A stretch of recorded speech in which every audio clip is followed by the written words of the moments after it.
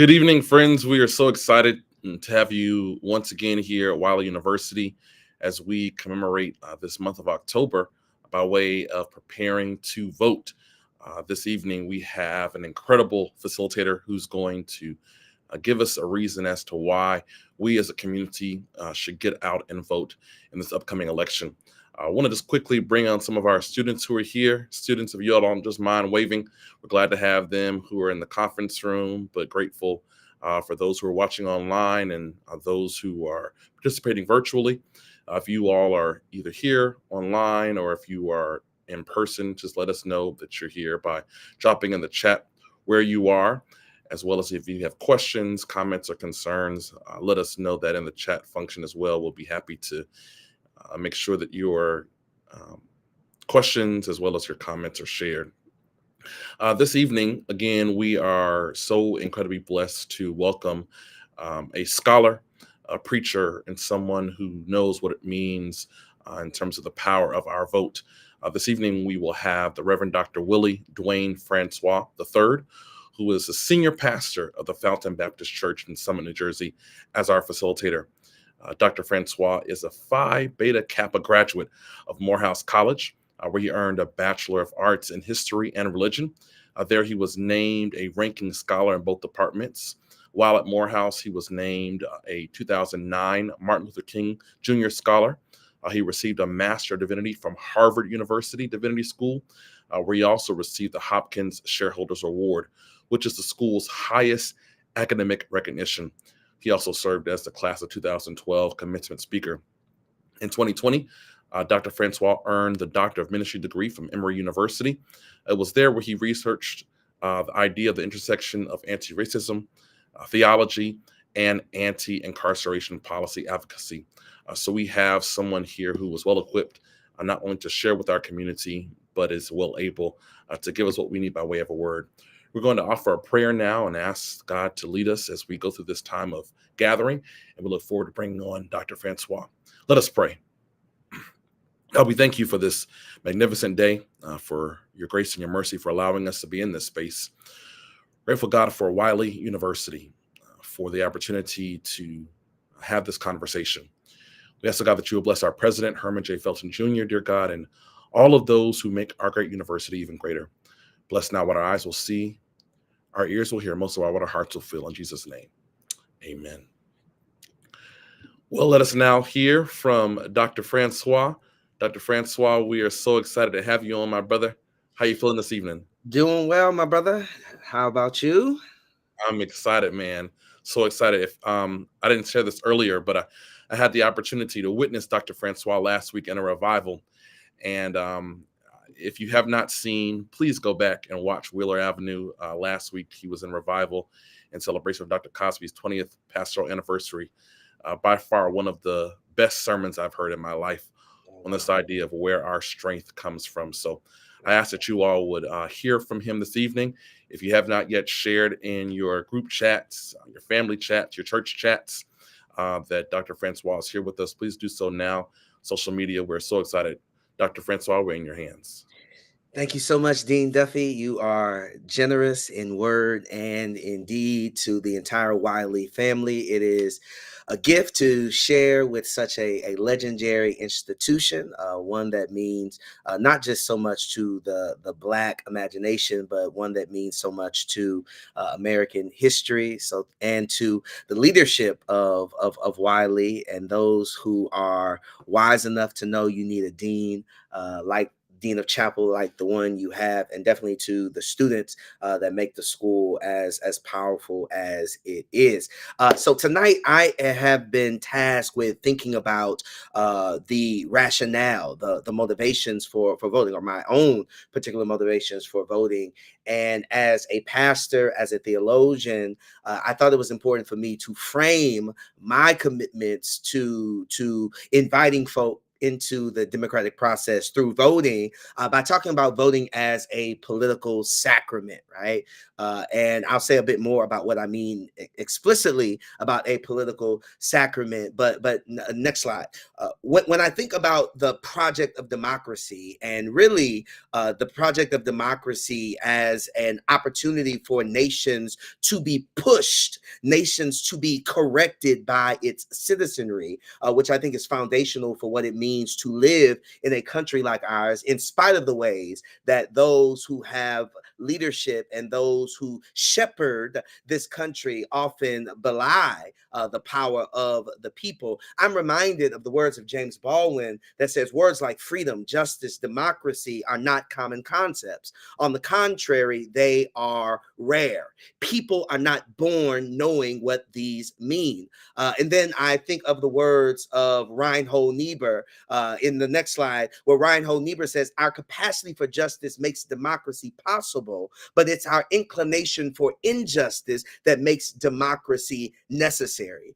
And this election is so critical, and we've heard it over and over again, turned and twisted in so many ways, that there is an existential threat to democracy, and it is our voter participation, it is our electoral engagement that is going to save this experiment. But it's important to name that this is a country, this democracy called America is really a kleptocracy. Democracy is a nation that is governed by the will of the people, before the people, by the people, of the people. In that clause in our founding documents that says we the people actually demonstrates that in a democracy, the people cast the vision and shape what it should look like. But America, unfortunately, is not a democracy. America, at least in its founding, is a kleptocracy. A kleptocracy is a system or a society that is shaped on theft. We live in a country that is based on stolen labor and stolen land. Labor stolen from people who were ripped from the western shores of Africa, trafficked across the Atlantic Ocean, seasoned on boats and sold on auction blocks. But it is also a nation built on stolen land, land stolen from the indigenous Americans who saw this place as sacred. And so when we talk about the project of democracy and why there is an ongoing threat to democracy, is because in this country, it has always been a contested category. It has always been a questionable practice, because instead of it being a nation that is willed by the people, it is a nation that is based on theft. Even now, our democracies, this democracy is one that is loaded with politics, it's loaded with money. It is hard to separate our political system from our capitalism. And this is why you have interest group and shadow money that is being injected into the political process that begins to dictate what this nation does, right? And so we have to come to terms, if we are really going to make this election the consequential election that we know it must be, one that reshapes the American project and reshapes the character and the integrity and the identity of this country, we must be honest that this is a nation that functions more as a kleptocracy than a democracy, a nation that is built on stolen land and stolen labor. This is why that beloved sainted sister Ida B. Wells Barnett, who starts the first Say Their Name movement when she is rallying against lynching to the point that she has to leave Memphis and go to Chicago because there's a threat on her life because of her commitment to eradicating the faux justice system of lynching in the South. She says someone must show that the Afro-American race is more sinned against than it is sinning. It seems that it is falling on me to do so. That when we talk about the problem of America, we're talking about a country that sins against its citizens, particularly its Black citizens, particularly its citizens who are kissed by the sun. And so this election invites all of us into it because we are asked to be honest about what this place is and honest about what this place can be. And it requires us to be able to tell not a single story of America, but to be able to tell a nuanced, a complex story of America, a place of great promise, but also a place of great pain, a place of great possibility, but also a place of great prejudice, right? And what I feel, and so often we spend time not debating, but we spend time mapping narratives onto younger Americans, mapping narratives onto non-white Americans about their political participation. And what we often frame we often frame the non-participation or the limited participation, what we often call low propensity voters. We often say that they are too apathetic. I'm sure many of us have heard that Generation Z is apathetic. It is the same type of narratives that were mapped onto my generation, the millennial generation, without realizing the suspicion and the hesitance around engaging in the electoral process is not apathy.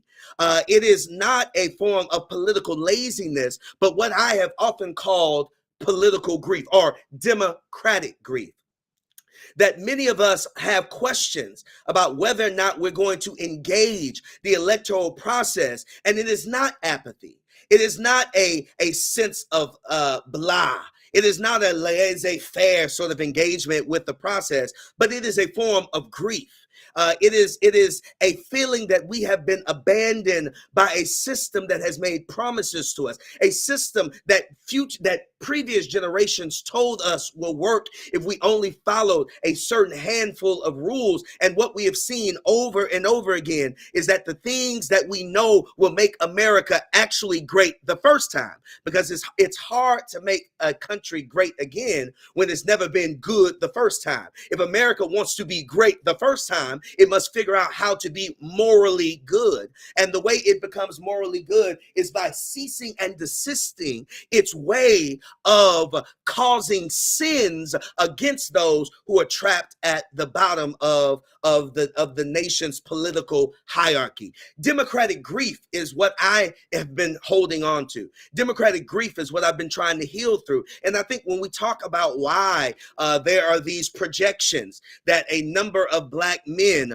will now be defecting to a particular party, and we talk about why younger voters are not engaging at the numbers that we want to guilt them into engaging, it's because we have not taken seriously that this is about guilt, that we have an emotional relationship to this country and its political practices that we must heal through. I want you to hear that first. It is not heal from, but we must heal through it. Why are we having democratic grief? We have democratic grief for those reasons I just told you, but also we have to remember that there were 10 generations of race-based slavery. That's what my ancestors endured in this country. 10 generations of race-based slavery where the vote was legally denied because they were not considered persons. In fact, according to the constituting documents of this country, they were considered 3/5 of a person. We've only had freedom for 6 generations. And of those 6 generations, only 2 have given us the right to vote. My mother, born in 1964, is the first generation in my family born with the right to vote, right? Once she is the first generation in this country who is born where there is a law, the 65 Voting Rights Act, that guarantees the right to vote for Black folk. Democratic grief is what we are is what I think we are engaging. If we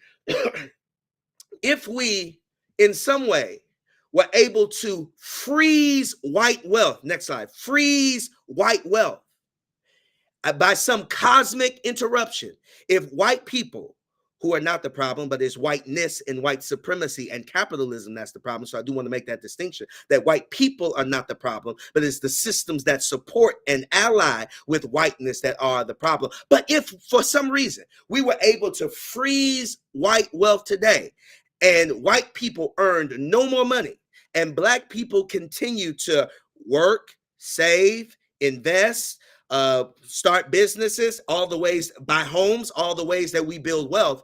If we froze white wealth today, it would take 228 years for black wealth to catch up with white wealth. Hold on to that, right? That we raise these questions about why are black folk economically behind? Well, it's because we have not repaired the harm that was done by 246 years of unpaid slave labor, 80 years of wage theft known as Jim and Jane Crow, 50 years of mass incarceration that have taken bread-winning women and men out of the home and crammed them in prisons. If we froze white wealth today, it would take 228 years for us to catch up. And I don't know about you, but that is reason to grieve. We're in a moment where we are still reeling from the after effects of January 6th.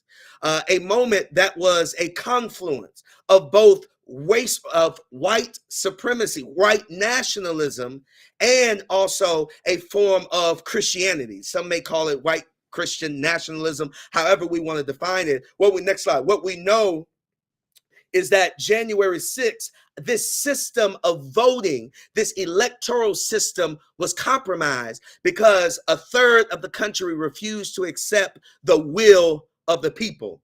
Democratic grief. We saw a building that is supposed to be a shrine to freedom and democracy desecrated by people who claim to be Blue Lives Matter folk as they beat up cops. People who claim to love Jesus but were carrying nooses alongside crosses.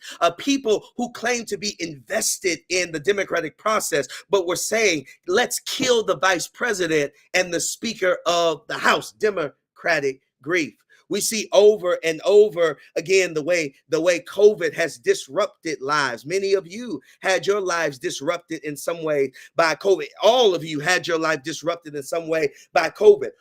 And then the ongoing assault on black freedom by people who are paid to protect us by our taxes, what we call police brutality. Right? There are so many reasons for us to grieve what is not happening in our country.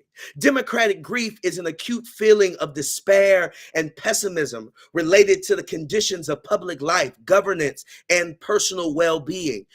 It is a feeling that we have been abandoned, that we have been sold illusions about what this country can be, and we no longer feel that the power is in the people. Democratic grief is that sense that my vote doesn't count.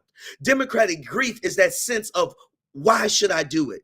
Democratic grief is, so what if I do it? What will come of it? And democratic grief is something that we must heal through. It is something that can only be solved not by our lack of participation, but us throwing ourselves into the work, throwing ourselves into the process. And to be clear, voting is the floor of what it means to engage in a democratic society. What we are inviting you to do in early voting or on November 5th it's the entry point of democratic civilization. What really makes a democracy is what we do in between elections. And I hope we can engage that during conversation, that the vote is our entry point. It is our open door. But what makes democracies whole is our capacity to engage in the work of justice and advocacy, the work of liberation and abolition between elections. But we cannot set ourselves up for the right amount of inter-election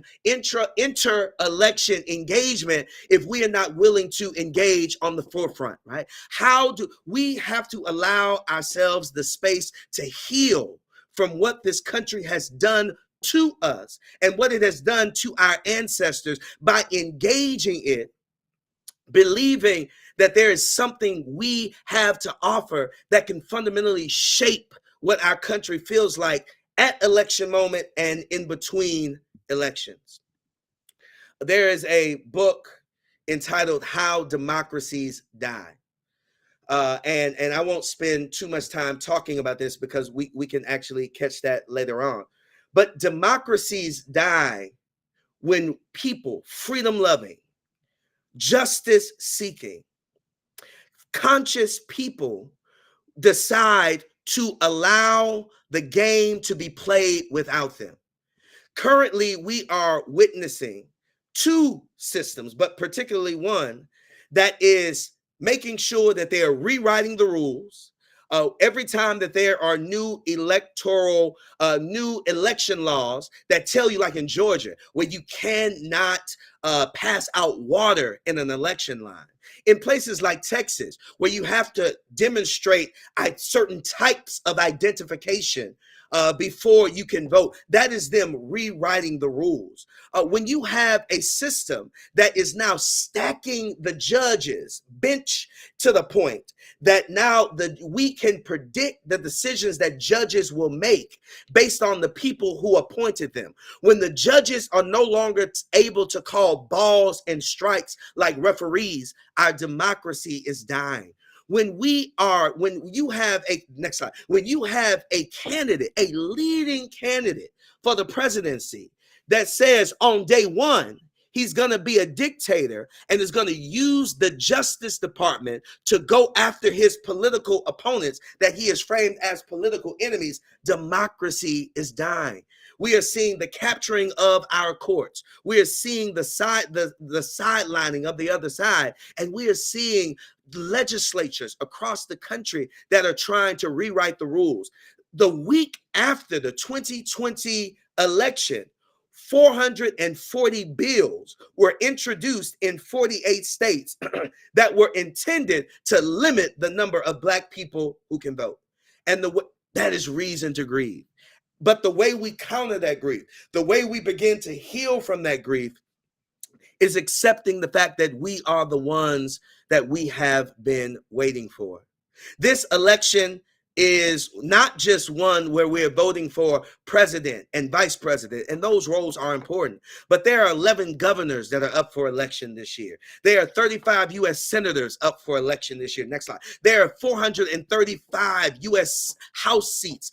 The entire House of Representatives is up for debate, is up for election. You have 169 state legislators that are engaging in election process this year. You have 2,200 prosecutors and sheriffs that are on the ballot this year. You have thousands of school board members that are on the ballot this year. The only way we're able to heal from the failures of this country is by being the solution. It is by being what we've known we've always been, and that is the conscience of a nation. I know it is not enough to say we should vote because somebody died for our vote. I know it is not enough to say we should vote because there was a great upheaval and great unrest that led to the rights that we enjoy today. While those things may be true, the only thing that can heal our democratic grief is our commitment to a Sankofa project. The Sankofa is that African image where we are able to fetch the wisdom of the past in order to move forward. That this election cannot just be about yesterday, what King and what Fannie Lou Hamer and what Ida B. Wells have done for us, but this is about how are we going to establish the legacy for ourselves so that future generations are calling your names. Future generations are raising the stories of what you did in this moment to help us heal from the atrocities that are visited upon our people. There is so much on the ballot. Next slide, next slide, next slide. And then I think it's the slide after that, slide after that, slide after that. And I'm almost done here. I call voting a political sacrament because one, voting is about power. And we have to be willing as Black people to no longer leave our power on the table or leave our power on the side of the roads. But I call it, I say that it's a political sacrament because it's political in the sense that it's about power, but it is also a sacrament because it is a way that I understand we practice the presence of God. Raphael Warnock says that your vote, Senator Raphael Warnock says that our vote is a type of prayer. I advance that to say our vote is a way that we practice the presence of God. How we vote and if we vote says something about what we think and what we mean about God. We have to be able to hold our desire for power in the public alongside how we practice the presence of God on behalf of the least of these. Now, I know many of us get nervous when we hear words like power. In fact, many generations were led to believe that the idea of black power was a threat to some type of civil society and peace. But no, what we really need is black power, because there cannot be American power without black power. You cannot have actual democratic power without black power. It is not black power alone. It is black power alongside the power of the rest of the people. The next slide, many of us have heard the phrase power corrupts, and absolute power corrupts absolutely. And as powerful as that phrase, as useful as we have made that phrase, we have to be clear who says that. A powerful white man in England decided to say that power was bad. And that is always, whenever we hear people with power telling us that power is bad, it is because they want us to believe that we don't want it. And the more we throw away our power, the more we deny our pathway to power, the more we resist what it means to build power, the more they exploit our powerlessness. And this election, we heal through our democratic grief by treating voting as a political sacrament, a way of practicing power, a way of practicing the presence of God as if it is a form of power, right? When we think about what it means to have a spirituality, I am one that is committed to the idea that the spiritual and the political live together. Justice is where the political and the spiritual rendezvous. Justice is not wholly political, nor is it wholly spiritual, but justice is where the political and the spiritual meet. I once said that the political without the spiritual is predatory and loveless, and the spiritual without the political is passive and unproductive. And we can no longer have predatory and loveless politics, nor can we have passive and unproductive spirituality. This is our moment as we heal through the democratic grief to believe that our vote is a part of the larger answer that will ensure that, as the text says, this is chapel related, that justice rolls down like waters and righteousness like a mighty stream. Jesus gives us a type of blueprint of what a just society would look like, what I call abolitionist spirituality. Spirituality that is not interested in some sweet by and by, but is engaging what I heard Dr. King called the nasty here and now. It is the political and the spiritual rendezvous. In Luke chapter 4, Jesus says, the Spirit of the Lord is upon me to preach good news to the poor. That sounds like anti-poverty legislation to me. Recovery of sight to the blind. That sounds like affordable health care policy to me. Jesus talks about setting the captive free. To me, that sounds like ending mass incarceration. Jesus gives us a blueprint for how we should be engaging in the political process. That is not white Christian nationalism. That is not only interested in 2 or 3 policies, but to be able to say that healthcare is a Christian policy, anti-poverty is a Christian policy, ending police brutality and mass incarceration is a Christian policy. Hear what Jesus says. Jesus says, and declaring the acceptable year of the Lord. We often miss that because many of us we don't live in the Hebrew Jewish culture, but the acceptable year of the Lord was called the year of Jubilee. Every 50 years, the Jewish people would give the land a rest. That sounds like creation care. Would forgive all debts. That sounds like what I need to happen to my student loans. And then free all slaves. That sounds like abolition to me. Jesus, in one space, in one reading, tells us that we're supposed to be with the poor. The Spirit of the Lord is upon us to be with the poor, to be with those who are infirm, to make, not just be with the poor, to heal the problems of the poor, to heal the problems of those who are living in healthcare apartheid, to make sure that no one is in bondage to a system of racialized social control like mass incarceration, to give the land a break so that creation can do what it was created to do, to forgive debts and to set the slaves free. Voting is our way of practicing the presence of God as we build the type of power that is necessary to be on the side of the least of these. I am voting because voting is a political sacrament. All right, we can go to some Q&A, Dean.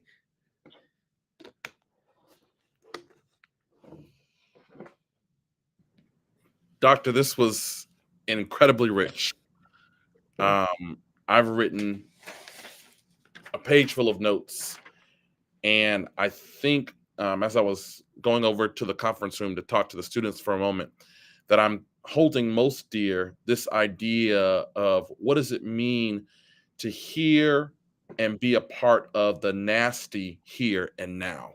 Words of MLK. Can you talk to us a little bit about what you described in Luke chapter 4 as Jesus living in the nasty here and now, and what he did and what our call to action should be? Yeah. So one, I think, great question. Thank you, Dean. It reminds us that Jesus, the carpenter from Galilee, or we could say Jesus of Palestine, was not one who turned his back on the material disenfranchisement of his people. But in fact, Jesus takes, of all the texts Jesus could take in Luke chapter 4, he decides to take the text from his ancestral canon, the book of Isaiah, and read lines that demonstrate that the Spirit of the Lord, the Holy Ghost, as we might call it today, is actually a power that fuels us to do the work of liberation. To quote Dr. King again, Dr. King says, any religion that claims to be concerned about the souls of people, but not concerned about the conditions that condemn those souls or the slums that taint those souls, is dry as dust religion. It is it is dead religion. And so Jesus tells us that we cannot just be invested in where people go when they die, but we have to be able to engage the hells that have been created for people down here. Many of us, we only think about hell as this type of eternal damnation, when the reality is that people are living in hell every single day. Hell is when your government tells you that you cannot make decisions about your own body and your own health. Women. Hell is when you have a system of policing that rewards those who inflict violence on you. Hell is not being able to afford health care. Hell is sending your children to schools that, one, can be shot up by some rogue white boy, or two, is underfunded and looks like prison preparatory academies, because everywhere you go are metal detectors. Hell is the threat of being sent to war because they may reinstitute a draft, which is being played with, particularly if Project 2025 goes into effect, if a certain party wins the White House and the Senate and the House of Representatives. Jesus is telling us that we have to be attentive to the hells that people are surviving down here. Doc, as you're thinking about this, one of the other things that has come to mind is what we do between the elections. Yeah. So you shared that the Sankofa moment, or I love what you said, the Sankofa project, which is in, stark contrast to Project 2025, is looking back in order that we might move forward. Yeah. So what has been done in the past between the elections to move this Sankofa project forward? Yeah. Thank you for that, because we don't have the Voting Rights Act of 65, which has been gutted. So we got to be clear about that technically we don't still have the Voting Rights Act that we need and deserve. But the Civil Rights Act of 64, Voting Rights Act of 65, Fair Housing Act of 68 were activated because of what happened in between elections, right? Wow. It was not enough just to get Lyndon B. Johnson into the White House, because for much of his career, he was a political coward when it came to, and I know most of us are Texans, or you're definitely in school, but to be clear that we have to put pressure on politicians. I'll never forget the first time I heard that Eisenhower told A. Philip Randolph. A. Philip Randolph is really the architect of the March on Washington for Jobs and Freedom in 1963. We give Dr. King a lot of credit for it because he gave that rousing speech about a dream, which was really only a moment in the speech. But really, the architect of that is the labor union, the dean of the labor movement at the time, Black labor movement at the time, A. Philip Randolph. And, A. Philip Randolph brings this list of demands to President Eisenhower. And this after Eisenhower is elected, and he looks at A. Philip Randolph and says, oh, this is nice, but you have to make me do it. That is what I mean between engaging between elections, is we have to make them do it. Just because we send them to office, even those who are our friends. I can say, and I say this not as a representative of Wiley. I say this as an American citizen who intends to vote on November 5th. And that is, if and when we send Kamala to the White House, we're going to have to make her honor our agenda. That is something that I don't know if my generation, maybe we didn't have the power to do it, or we didn't think about the kind of power we had as college students to make him do it. But definitely when Barack Hussein Obama was president, we didn't make him deliver on the things that he promised us. And it's not that he wasn't committed to it, but he's thinking about his next election. He has political calculus, and we have to always show electeds that we must be a part of their political calculus, that they cannot securely go into the next day, the next election, the next season without them honoring promises they made to us. We do that. We do that by consistent engagement in between our elections. That means we have to demand meetings with electeds, mayor all the way up to the White House, school board all the way up to the White House. We demand meetings about our agenda. We demand timelines about our agenda. We put pressure. I'll use the T word. We make threats about what we will do in between elections. You all, hopefully you all were paying attention to something that kind of went under the radar, but it was the potential labor strike not long ago. And the longshoremen, the leaders, they were like, listen, we can shut this whole thing down if you all don't give us the kind of money we deserve. And they knew it was going to be a liability to the vice president. They know it would be a liability to the legacy of Biden. Well, Black folk got to be able to say the same thing, is that we have to know what our power is. The only reason why the Supreme Court, well, maybe not the only reason, but I will say the Supreme Court ruled that segregation on public buses in Montgomery was unconstitutional because for 380 days, Black folk held their money, walked to work, walked to church, walked to see their grandchildren, walked to the laundromat, right? They spent 380 days saying we will not participate in this economic system that is upheld by our politics. We have to figure out what our version of that is in this moment. And to be clear, I don't know if we say this enough, but we have over $1 trillion economy annually as Black people in this country.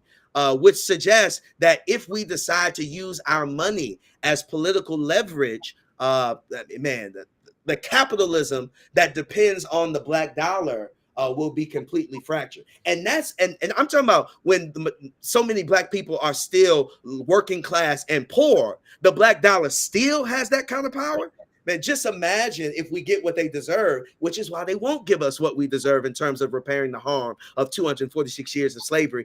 Because if we ever do what our ancestors did in the 50s with the bus boycott, but we had the resources we have now and the resources we can have if justice rolls down like waters, we would again be perceived as an unstoppable political force in this country. So, Dr. Francois, you brought up this amazing idea of democratic grief. You talked to us in the idea that we can't heal from it, but we have to heal through it. So I want to ask you this question. I read an article earlier today that talked about Kamala Harris and her need to bring the country together by way of bipartisanship. with the fact that she has these endorsements from Republicans like Liz Cheney and Adam Kinzinger. My question to you is, you spoke about this democratic grief that we have, especially black men. How do you think black men should respond to this call for bipartisanship, especially from a candidate like Kamala Harris? And how can we heal through that moment if so much of the country is trying to build this idea of coming together? Yeah.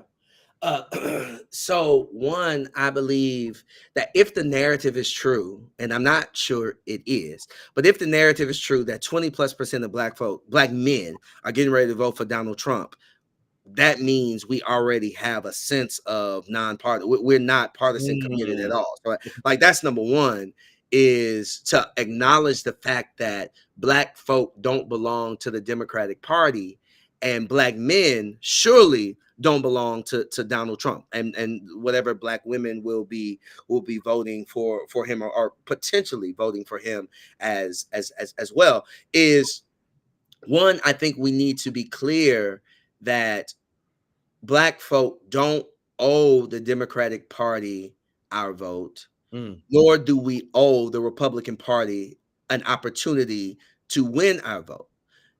They just need to win it, whether or not we are paying them attention at all. I think both sides have to be committed to what does it mean to earn black folks' engagement in this election. Now, as somebody who is committed to the beloved community and beloved economy, I think that there should be space for us to reach across the aisle and make decisions in this election that are not about party, but are about the future of the country. And so, what I know for sure is that democracy is on the line. And by democracy, I'm not just talking about our right to vote. By democracy, I'm talking about the right to love who you want to love. Democracy is the right to walk down the street and not be gunned down by a police officer that's paid to protect you. Democracy is the right to go to schools that have efficient education and high quality opportunity. Democracy is about what we engage and what we need on a daily basis. And I believe that if we start raising questions about what are the threats to those rights, I think the answer is pretty clear on who we should vote for. But this idea is, I think the Democratic Party has to make the case that it can no longer continue to make promises to black men that they have no intentions on create mm, on keeping, and to accept the fact that you have to work for our vote because we're not a monolith. I yeah. think the only thing we are unified on is we refuse to be second class citizens. But if you look at that dude running for governor in North Carolina, he's okay with slavery existing today. So I mean, maybe we're not even unified that. But to understand that the black vote is unified against second class citizenship and for black advancement, black freedom, black liberation. Both parties need to work for that. And in this moment, I know one that is actually not intentional about working on that at all. Yeah. Well, again, Dr. Francois, we have been incredibly blessed to hear your commentary, for us to understand that we have a political responsibility in taking the presence of God with us in this idea of the importance of the civic engagement process of voting. I'm going to put you backstage just for a moment as we close out. We again are looking forward to a number of studies, this particular series, as it relates to why should I vote. Next week, we will welcome the Reverend Dr. Winfred K. Rice, who will talk to us about this idea of, because it's a historic and social impact. We're looking forward to the Reverend Doctors Andrew Wilkes and Gabby Cujo Wilkes, who will talk to us about the idea of it being a reason by way of distributive justice and it being ours. And then we will close out this series on October 31st with Reverend Hazel Cherry, who will conclude this series, Why Should I Vote? Because I Love My Neighbor. We hope that you all have enjoyed this time of conversation, this time of dialogue. If you have any other questions, feel free to email us, and we look forward to receiving those questions and being a part of this journey. May God continue to bless you. May God keep you. And we look forward to seeing you real soon.